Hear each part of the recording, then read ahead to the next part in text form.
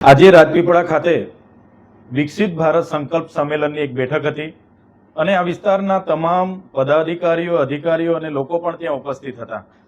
આ બેઠકમાં આ જિલ્લાના પ્રભારી મંત્રી ઈશ્વરભાઈ પટેલ અને ભારતીય જનતા પાર્ટીના એસટી મોરચાના પ્રમુખ ગણપતસિંહ વસાવા, ભરૂચના સાંસદ મનસુખભાઈ વસાવા અને અહીંના સ્થાનિક ધારાસભ્ય દર્શનાબેન દેશમુખ પણ પોતે હાજર હતા।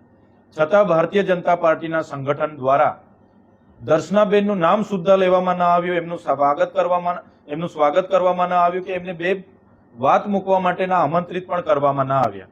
જેના પરથી અમે આગળ પણ કીધું હતું કે ભારતીય જનતા પાર્ટીની સરકારમાં કે સંગઠનમાં આદિવાસી નેતાઓ, સાંસદો કે ધારાસભ્યનું કોઈને કંઈ સન્માન જળવાતું નથી અને એમને અવારનવાર અપમાનિત કરવામાં આવે છે, જે આજે જાહેરમાં અપમાનિત કરવામાં આવ્યા। અમે અનેક મિટિંગોમાં, અનેક કાર્યક્રમોમાં બોલતા હોઈએ છીએ ત્યારે લોકોને એવું થાય કે ચૈતર વસાવા કેમ બોલતા છે, પણ જે ચૂંટાયેલા લોકો નથી અને ભારતીય જનતા પાર્ટીના પ્રમુખ, મહામંત્રી જેવા લોકો છે એ આ કૃત્ય અવારનવાર કરે છે, ચૂંટાયેલા લોકોને અપમાનિત કરે છે અને એ આજે ફરી એ લોકોએ દોહરાવ્યું છે। ત્યારે દર્શનાબેને તો ઊભા થઈને રાજીનામું ધરી દેવા સુધીની વાતો કરી છે।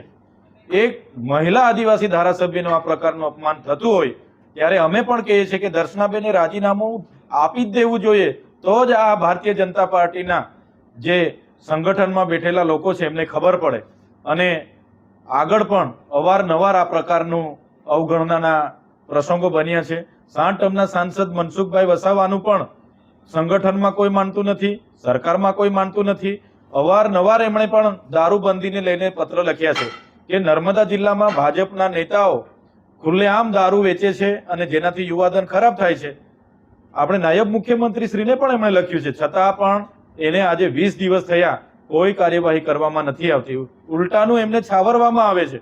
એટલે મને લાગે છે એમના માટે એક સાંસદ, એક ધારાસભ્ય કરતા પણ એમના જિલ્લા પ્રમુખો અને મહામંત્રીઓ વિશેષ હોય, જેઓ આવા દારૂના વેપલા કરીને એમના હપ્તાઓ છેક ગાંધીનગર સુધી પહોંચાડતા હશે, એટલા માટે જ એમને છાવરવામાં આવે છે એવું મને લાગે છે। આજે જે પ્રકારે દર્શનાબેનનું અપમાન થયું અને દર્શનાબેન હમણાં પણ ગાંધી પ્રતિમાને ત્યાં ધરણા પર બેઠા છે અને રાજીનામું આપી દેવાની જે એમણે જીદ પકડી છે, ત્યારે હું માનું છું ચોક્કસ જો એમનું સન્માન ભારતીય જનતા પાર્ટીમાં ન જળવાતું હોય તો એમને રાજીનામું આપી દેવું જોઈએ। આખો સમાજ તમારી સાથે છે।